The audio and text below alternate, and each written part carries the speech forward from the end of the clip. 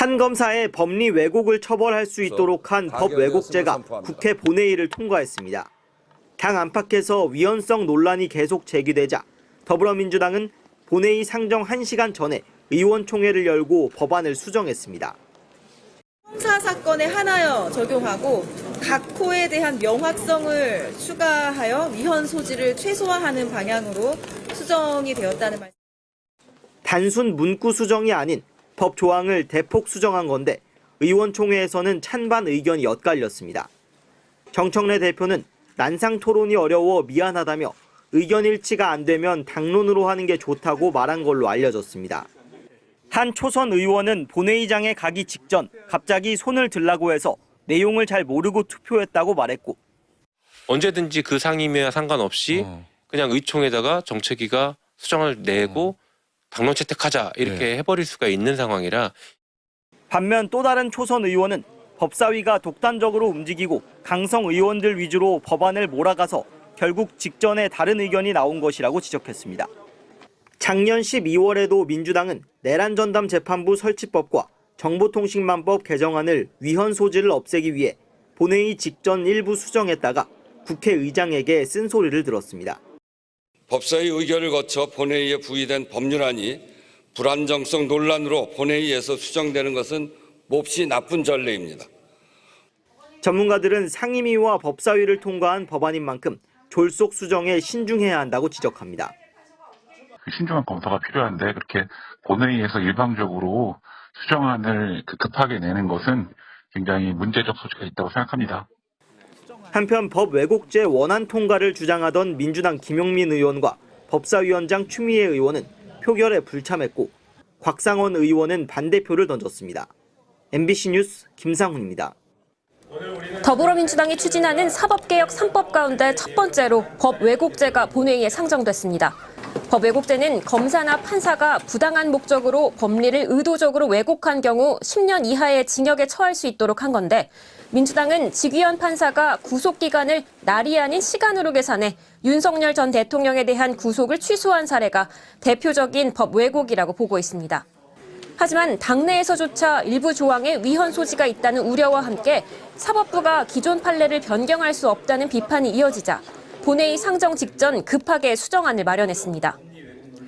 구속요건의 불명확성 등을 이유로 법 왜곡죄가 위헌성 시비에 휘말리는 것을 방지하기 위해 수정안을 제안하게 되었습니다.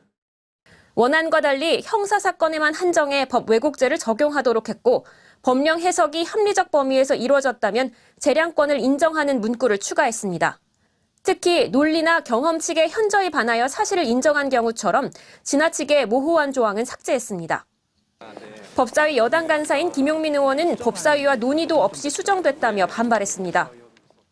형사사건으로만 국한해서 법 왜곡죄를 도입한다는 것은 잘못된 것이죠. 갑자기 느닷없이 법을 축소시킨 매우 잘못된 절차였다고 봅니다. 국민의힘은 근조 리본을 달고 무제한 토론에 나서며 법 왜곡죄의 내막은 이재명 구학이라고 주장했습니다.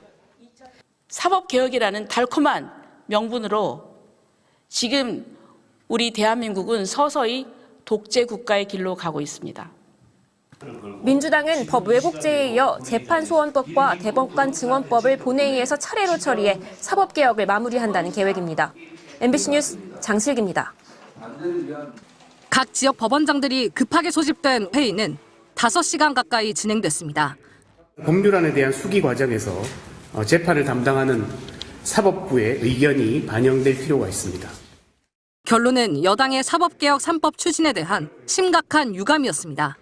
사회 각계의 우려에도 불구하고 충분한 공론화와 제도 개편의 부작용에 대한 숙의가 없었다는 겁니다. 법원장들은 법 왜곡죄 신설은 요건이 추상적이어서 처벌 범위가 지나치게 확대될 수 있고, 재판소원 도입은 소송 당사자들이 반복되는 재판으로 고통받고 법적 불안정으로 인한 사회적 손실이 예상된다고 밝혔습니다. 원래 법원장 회의는 최소 사흘 전에 일시와 장소, 안건을 공지하는 것이 원칙이지만 이번 회의 개최가 결정된 건 이틀 전 오후였습니다. 더구나 이날은 법관 정기 인사가 마무리되고 법원이 업무를 막 시작한 날이기도 했습니다. 소속 판사들 의견을 모을 기간은 사실상 하루뿐이었고 참석 대상자 42명 중 직접 대법원에 온 법원장은 28명이었습니다. 일부 법원장은 입장을 내는 것이 의미가 있겠느냐는 회의론을 제기하기도 한 걸로 전해졌습니다. 지난해 12월 정기회의에 이어 2달 만이자 이른바 사법개혁과 관련해서 6개월 사이에 세 번째 열린 회의. 법원장들이 표시하는 우려의 강도는 점점 높아지고 있지만 사법 불신과 같은 국민들의 목소리엔 소극적으로 대응하다가 법원이 영향을 받는 정책엔 신속하고 적극적으로 대응하는 것처럼 비춰지는 모습이 사법부가 제기하는 우려의 설득력을 떨어뜨린다는 지적도 나옵니다. MBC 뉴스 유사입니다.